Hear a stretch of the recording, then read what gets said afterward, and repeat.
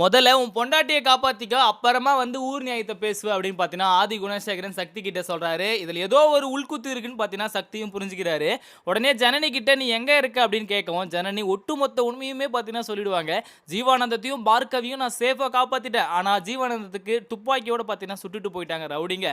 ஒரு X military man பார்த்தீங்கன்னா டாக்டரா இருந்தவரு காப்பாத்தி வச்சிருக்காரு. எந்த ஒரு பிரச்சனையும் கிடையாது.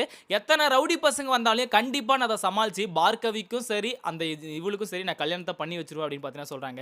இதுல என்ன ஒரு ட்விஸ்ட்னா, பார்கவிய எப்படி போயிட்டு ஜீவானந்தத்தையும் கூட்டிட்டு போயிட்டு நம்ம எப்படி எதிர்த்து வந்து இது போராடுவோம் அப்படின்னு பார்த்தீங்கன்னா குழப்பத்தோட இருக்காங்க. ஏன்னா ஆதி குணசேகரன் ரவுடி அமிச்சது மட்டும் இல்லாம ஒட்டுமொத்தமா ஒரு உயிர் கூட திரும்பக்கூடாது, அந்த இடத்துலயே முடிச்சிட்டு வந்துடு, எந்த ஒரு பிரச்சனையும் இன்னொரு நாள் வந்து எனக்கு காலை சுத்தக்கூடாது அப்படின்னு பார்த்தீங்கன்னா சொல்லிடுவாரு ரவுடி பசங்க கிட்ட. ஏன்னா ரவுடிங்க தெளிவா போட்டோ அமிச்சு இவங்க கூட தான் வந்து அந்த பொண்ணு பேசிட்டு இருக்கான்னு சொல்றாங்க. அதுல தாடிக்காரனும் இருக்கான், பார்கவியும் இருக்கா. முக்கியமா அந்த பாட்டுவாதியர் மக உயிரோடவே வரக்கூடாது, அப்பதான் என் பையன் கல்யாணம் இங்க தெளிவா நடக்கும் அப்படின்னு பார்த்தீங்கன்னா கிளியரா எக்ஸ்பிளைன் பண்ணிடுறாரு. அதே மாதிரி ரவுடி பசங்களும் பார்த்தீங்கன்னா துரத்தி போறாங்க. ஜனனி பார்த்தீங்கன்னா போலீஸ் கால் பண்றாங்க. ஆனா எதுவுமே வந்து நடவடிக்கை எடுக்க போறதில்ல. ஏன்னா ஆதி குணசேகரனோட இன்ஃப்ளூயன்ஸ் அந்த அளவுக்கு இருக்குன்னு தெரியும். இப்போ ஜீவானந்தத்தை ஒரு பக்கம் காப்பாற்றணும், அதுவும் இல்லாமல் பாட்டு வாத்தியார் மக அதாவது பார்கவியை கொலை பண்ண சொல்லியும் சொல்லிட்டாங்க. ஜீவானந்தத்தையும் காப்பாற்றணும். இது எல்லாமே பார்த்தீங்கன்னா ஒரு தனி பெண்ணாக சமாளிக்கணுன்றது தான் ஜனனிக்கு ஒரு டாஸ்காக இருக்குது.